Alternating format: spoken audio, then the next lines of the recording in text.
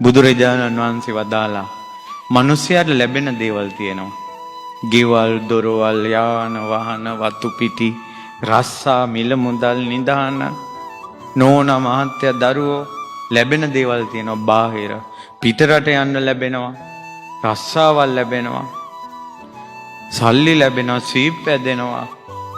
මේ ලැබෙන දේවල් අතර බාහිරින් තුන් ලෝකෙම බාහිරින් ලැබෙන දේවල් අතර වටිනාම කාරණා දෙකයි කිව්ව ලැබෙන්නේ.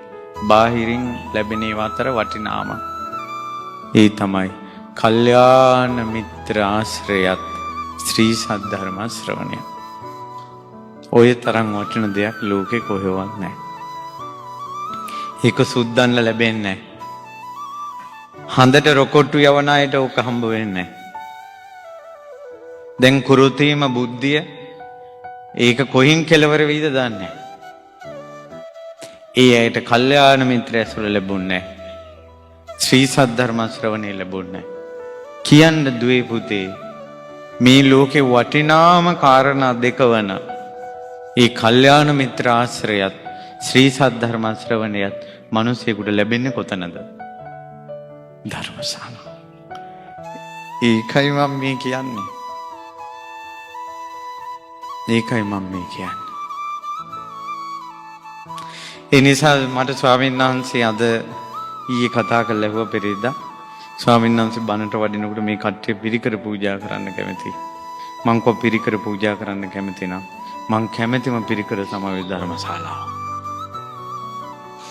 ඒ නිසා මං කැමති ඒ යාල පිරිකර වලට වියදම් කරන පුංචි හරි මුදල ওই ධර්මශාලාව වෙනුවෙන් වෙන් කරලා ඒ පින මට දෙන්න මං ඒක පිරිකරක් විදිහට ගන්න. මං ඒක අරන් යනවා නිවන් පුරයට.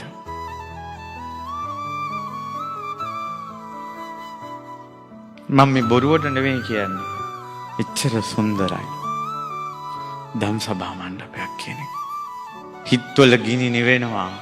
පටාචාරා පිස්සු හැදීගෙන එනකොට ඒ පටාචාරාගේ ගමන නතර වුණේ ධර්මශාලාවක.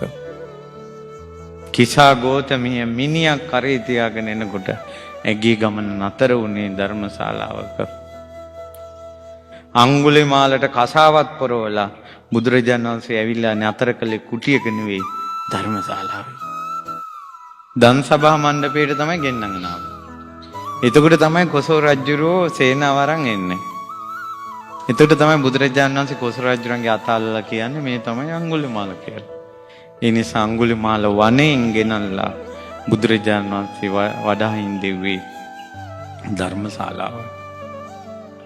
ඒ නිසා කිටියෙන් කිව්වොත් එහෙම ඒකාන්තයෙන්ම නිත්‍ය මංගල පරම සුන්දර සාන්ත ප්‍රණීත අමා මහ නිවන පිණිසම හේතු වන පින්කමක් තමයි ධර්මශාලා කරවීම. ඒ නිසා මෙතෙක් මේ ධර්මශාලාවේ කටයුතු වලට සම්බන්ධ වෙච්ච අය ඒ පුණ්‍යානුමෝදනාවෙන් සතුටු වෙන්න.